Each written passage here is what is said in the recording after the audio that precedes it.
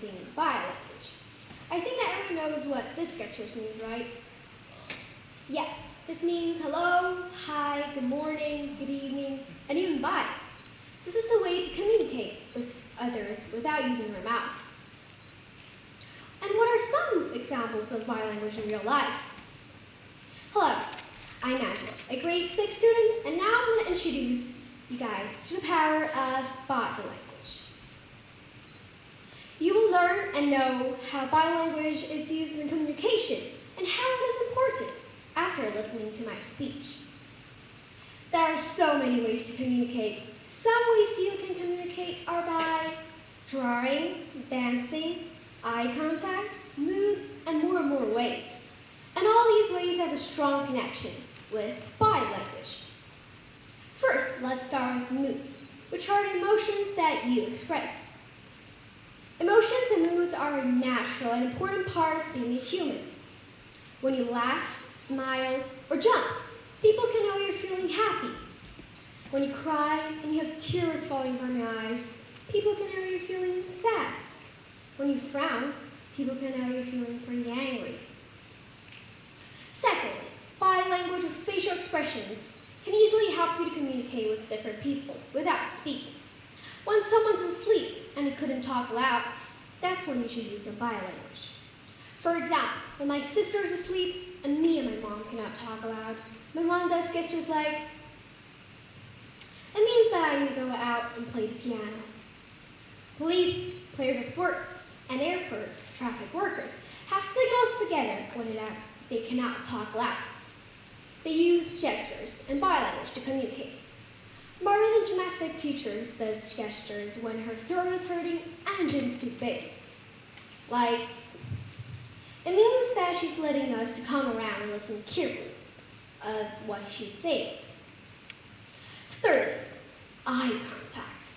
Eye contact is important and a key aspect of nonverbal communication, not only in the human world, but also in many animal species. When you use eye contact during a conversation, that appears that you are nice or interested in what they have to say. It's important to understand the information that you are expressing through eye contact if you want to improve your communication. For instance, one time my mom told me that when she was in high school and she was on the bus way back home, she saw a thief who's trying to steal a man's thing in his bag. So all my mom thought about was, how can I tell the man that someone's going to steal his thing without speaking? So finally, she decided to use eye contact. So first, she looked at the man and then looked at his bag, which she repeated 3 to 4 times. But the man just looked straight at my mother and did not pay attention to my mother's eyes.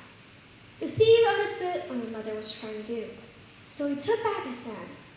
But after a while, the thief slowly stretched his hand into the man's bag again.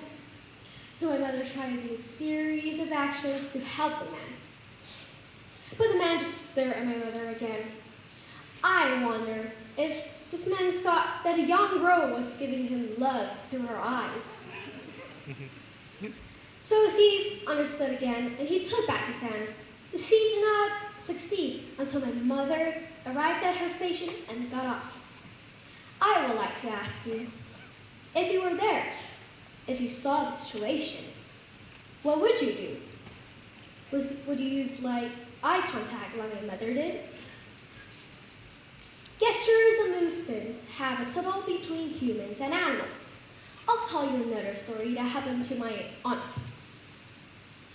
When she was young, she lived in the countryside, and her home has a big yard, which also raises a goose.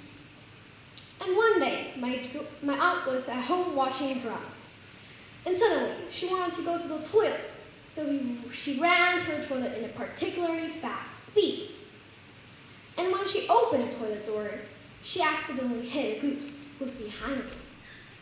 And the goose immediately turned itself to a lower body position to get ready to attack my aunt. And when my aunt saw the action of the goose, she thought, hey, little guy, I'm on my way to my toilet, and you're trying to attack me?